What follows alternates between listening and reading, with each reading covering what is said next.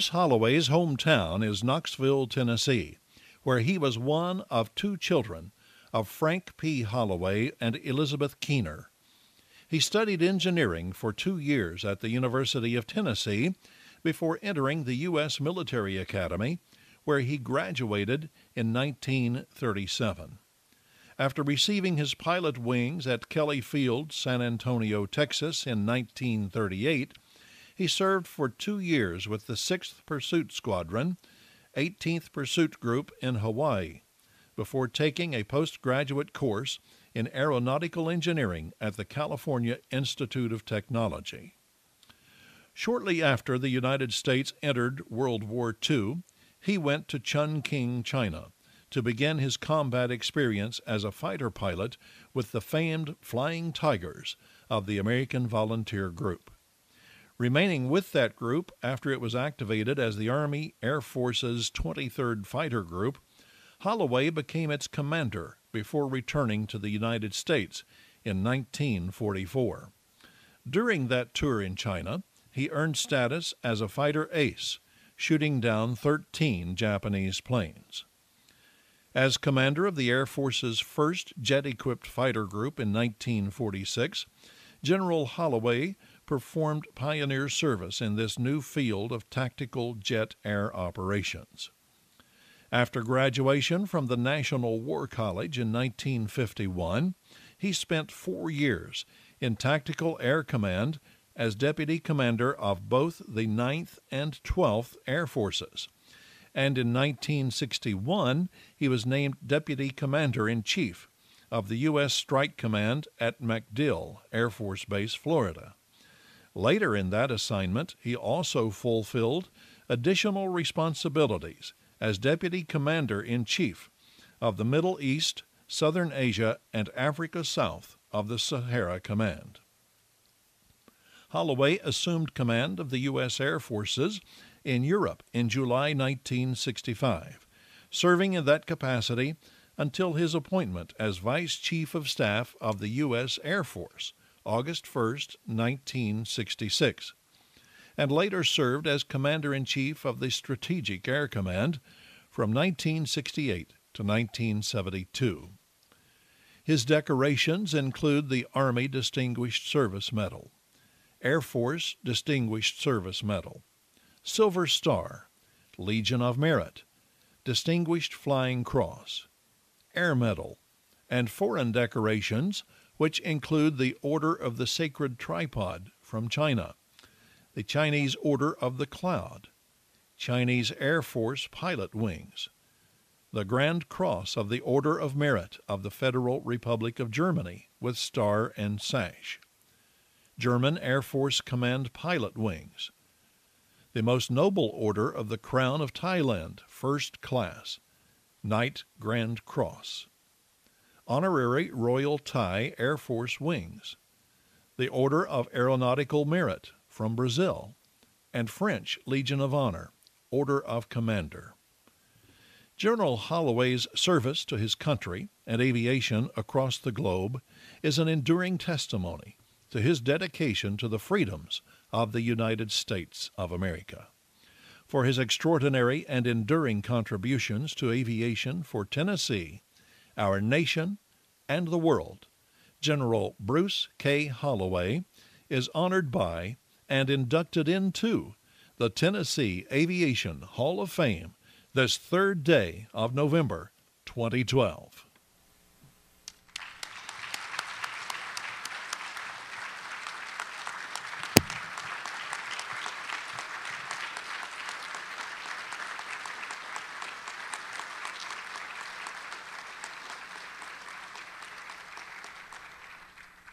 Accepting this enshrinement on behalf of her father is Taylor McMaster.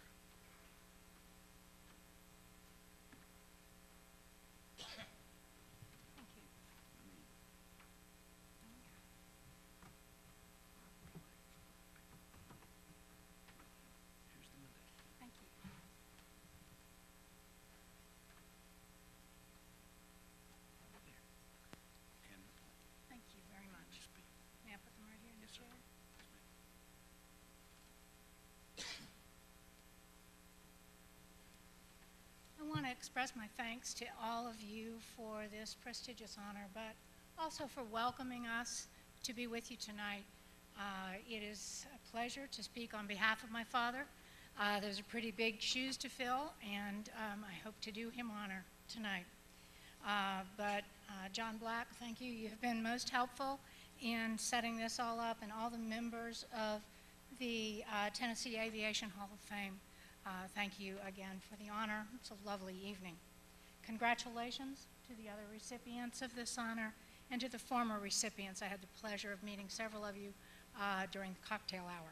Congratulations to all of you and to your families. You have done royal service for us throughout the years for aviation, whether military or non, so thank you. I wanted to just talk a little bit tonight because I can't really talk from his experience so much as what we heard about it and what we knew about it.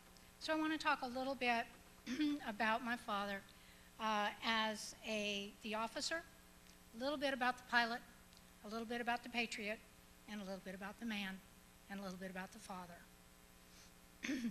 So I remember so often my father would talk about the fact excuse me, that he led a charmed life. And who can question that? When you think about someone who grew up in Knoxville, toted luggage and ice in Gatlinburg to make money during the summers growing up, and who could have imagined the kind of opportunity that he had and the career that he actually got to walk in. It's not something that everyone can aspire to grow up into. But he always remembered that he led a charmed life, and he talked about it often. Engineering was a natural for him. It's how his mind functioned. And I have to say that it was a near miss because when he grew up, he wanted to be a railroad engineer. However, he didn't like diesel. He only liked steam. And he knew the steam locomotives were going out, so he set his sights on flying. And again, you've heard some of the history of his education. He went to West Point, graduated West Point in 1937, received his pilot wings in 1938, and then had the opportunity to go to China. So in 1942, he went to China. Again, you know the history of that. You've probably all learned a lot about the Flying Tigers because it's sort of a magical story. But let me set the scene for you just a little bit, because he always talked about it as being like being one of the last of the cowboys. So set the scene, think about it. They had old planes. Those are the P-40s that were the older planes. They gave them to China. You sent them over to China to fight that war. So they had old planes. My father used to say it was one of the most colorful gathering of pilots he'd ever encountered in his life, the ones in China. They had no navigation or letdown aids. They were doing open field maintenance, and their early warning systems were Chinese people sitting on the hills with mirrors. It was like being a cowboy. And yet they were able to have a 10-to-1 ratio fighting against the Japanese, who actually had a superior aircraft in the Zero. If you have not already read it, one of his crew chiefs has written a book called Herman the German, and I understand it is available on your Kindle, but it tells the story of how he put together 2 downed Japanese Zeros so they could fly against it and find out what its weaknesses were, because they knew they had a superior plane that they were fighting against.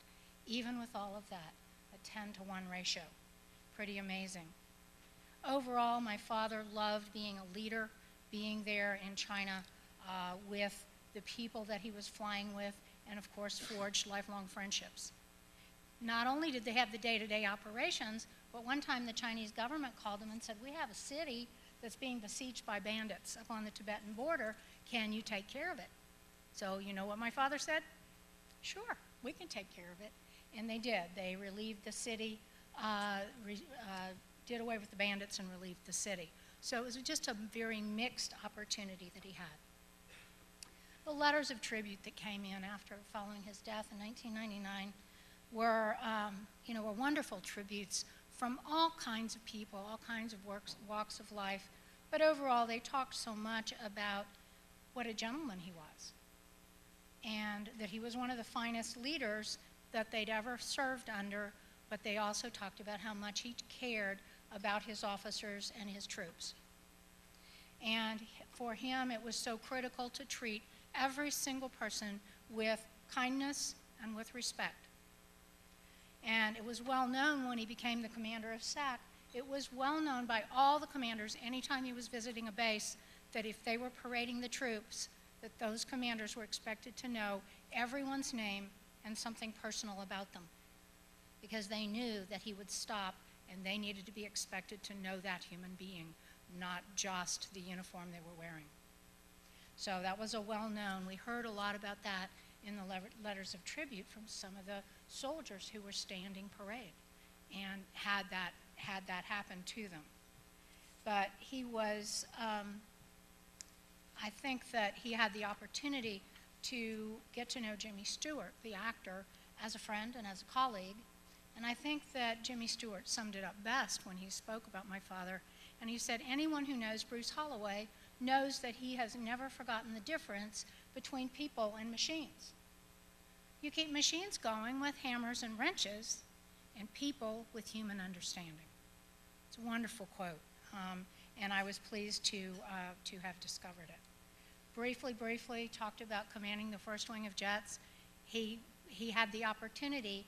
They shut down the airspace over Washington, D.C. for 3 hours for an air show with that first wing of jets. And of course, they had to take everything with them that they needed because nobody knew about jets. And he was quite proud that they only lost one plane, and it wasn't a wreck. So he said he brought them all home, and he was really proud of that. Everyone in the room knows what that means when you're in aviation. After he retired, he returned to his roots because he met John Cassidy, who had a 1/8 scale steam locomotive run railroad. It was about a mile of track, and John Cassidy was taking school kids for a ride, teaching them about steam, taking them for a ride on the railroad. And the two men met, and over the course of the next 10 years, they took almost 250,000 children for rides and donated over $90,000 to Rotary to give to humanitarian aid, a lot of Habitat for Humanity. So again, he got to go back to those steam locomotives, and we saw him very, very happy in those years whenever we would visit. But still making a difference with a good friend, John Cassidy. And John Cassidy had reached the point with the railroad that he was almost overwhelmed, but what he said one time as a quote was, "Then God sent me the general." And so they had a wonderful time after that.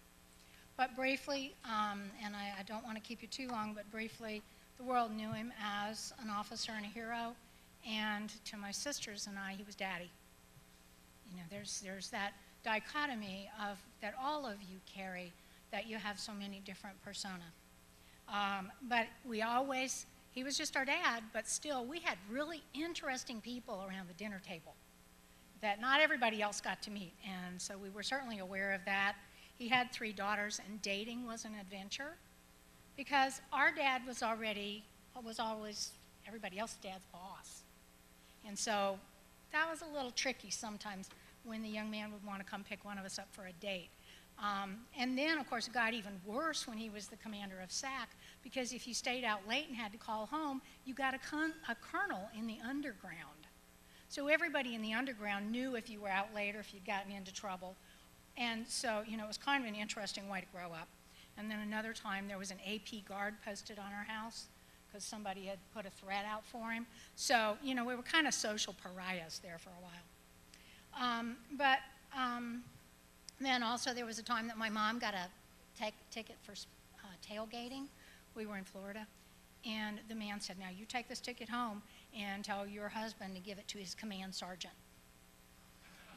And I remember we were even old enough then to know what they were talking about. And I remember sitting at the table and they were laughing and making certain that this air policeman would not learn of this and feel bad, because she'd been tailgating. I mean, she really was.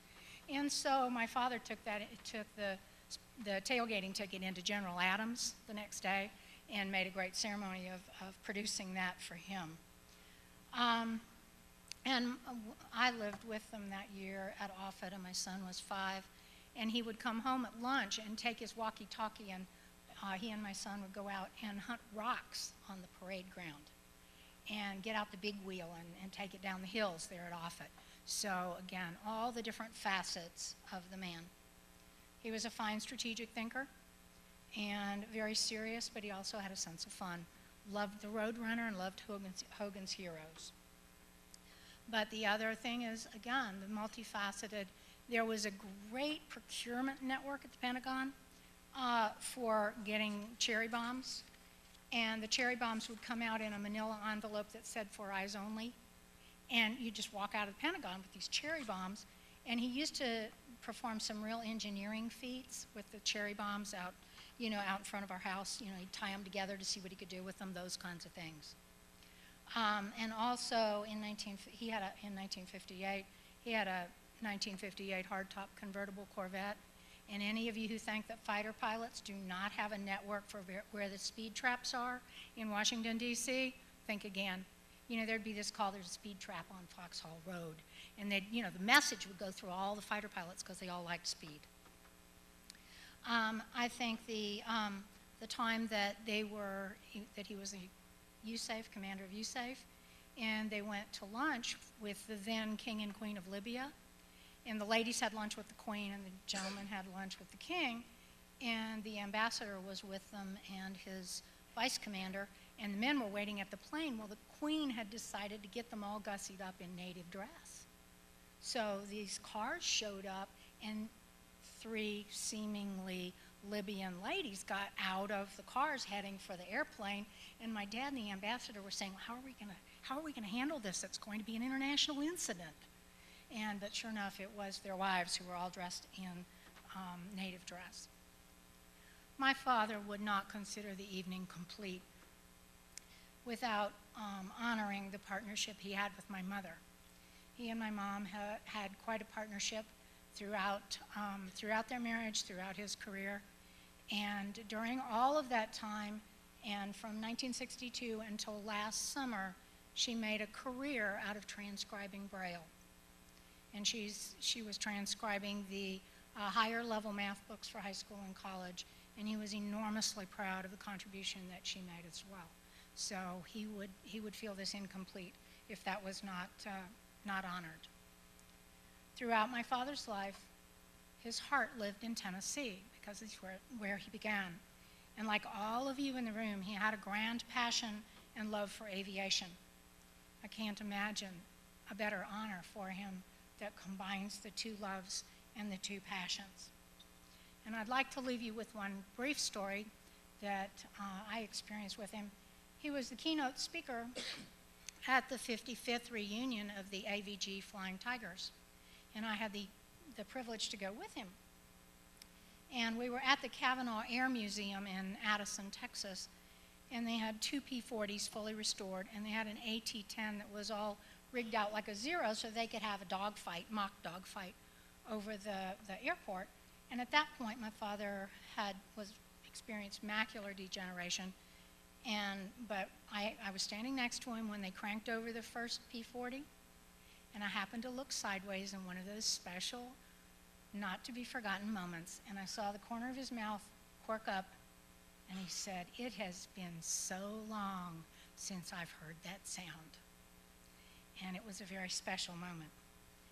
So he was, throughout his life, a great patriot who truly understood to the depths of his soul that freedom wasn't free. And he felt particularly privileged to serve and honored to defend. Thank you very much for giving him this honor. He would be proud.